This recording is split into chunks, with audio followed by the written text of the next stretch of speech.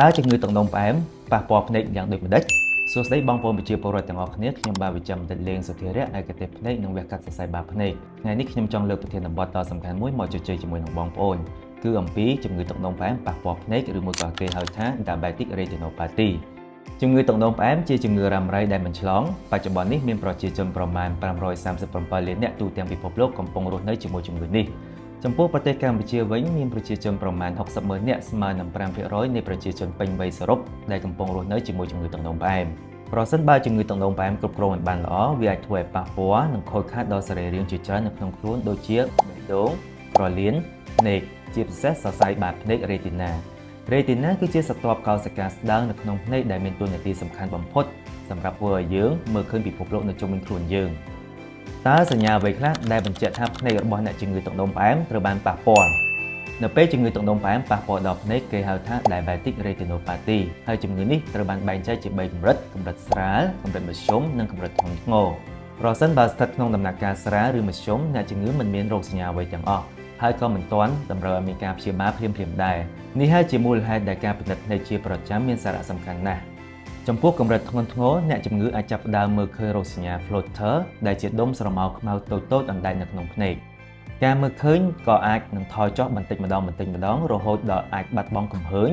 ដោយសារបញ្ហាដូចជាការហើមសរសៃបាតភ្នែកការហូរឈាមបាតភ្នែកនិងការរបើកសរសៃបាតភ្នែកតើជំងឺទឹកនោមផ្អែមប៉ះពាល់ដល់បាតភ្នែកត្រូវព្យាបាលតាមវិធីណាខ្លះ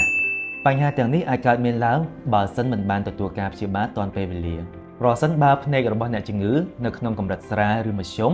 គឺមិនតម្រូវឲ្យមានការព្យាបាលអ្វីនោះទេ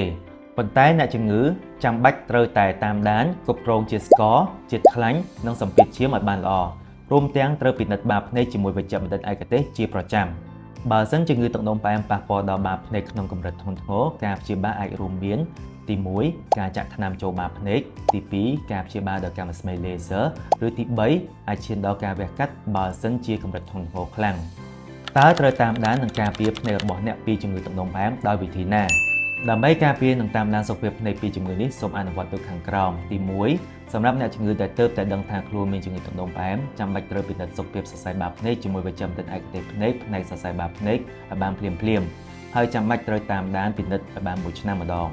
ទី2តាមដានសុខភាពទូទៅនិងកម្រិតជាតិស្ករជាតិខ្លាញ់ជាមួយវេជ្ជបណ្ឌិតឯកទេសខាងទឹកនោមផ្អែមឲ្យបានជាប់លាប់ទី3ថែទាំសុខភាពដោយផ្លាស់ប្ដូររបបអាហារដោយមិនបរិភោគអាហារប្រៃពេកផ្អែមពេកនិងសម្បូរដោយជាតិខ្លាញ់